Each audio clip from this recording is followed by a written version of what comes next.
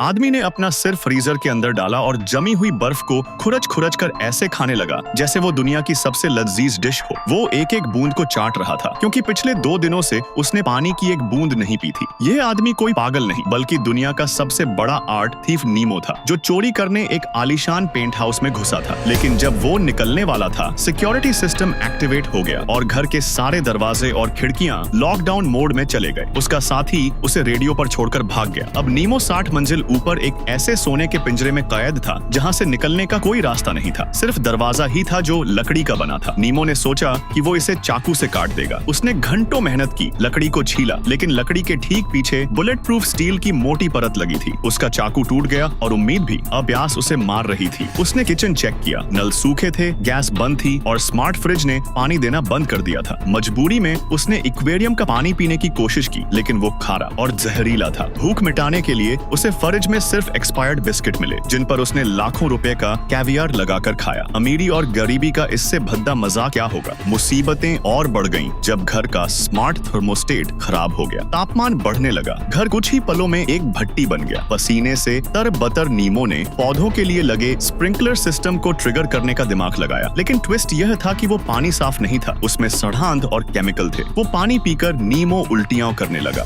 दिन हफ्तों में बदल गए। अब एसी ने उल्टा काम करना शुरू कर दिया। घर बर्फ जैसा ठंडा हो गया। नीमो ने अपनी जान बचाने के लिए करोड़ों रुपए की पेंटिंग्स फाड़कर खुद को लपेटा। आखिरी रास्ता बचा था, छत पर लगा एक स्काईलाइट, लेकिन वो 20 फुट ऊपर था। नीमो ने घर का सारा फर्नीचर, महंगी कुर्सियां, टेबल, अलमारी, सबको एक के ऊपर एक रखकर एक टॉवर बनाया। वो ऊपर चढ़ा, लेकिन बाधा यह थी कि कांच के पेंच हाथ से नहीं खुल रहे थे। उसके पास औजार नहीं थे। हार मानने के बजाय नीमो ने फर्नीचर के एक पाए को तोड़ा और घंटों घिसकर उसे एक रिंच बनाया। धूल उसकी आंखों में जा रही थी तो उसने एक बेशकीमती फूलदान फोड़ा और उसके टुकड़ों से अपने लिए चश्मा बनाया। एक एक करके उसने नट खोले। आखिरकार हफ्तों की तड़प के बाद उसने आखिरी पेंच खोला। वो छत पर चढ़ा, ताजी हवा को महसूस किया और आजाद हो गया। जाने से पहले उसने मालिक के लिए नोट छोड़ा। माफी चाहता हूँ, मैंने आपका घर तोड़ा, लेकिन मैंने अपनी जान बचाई।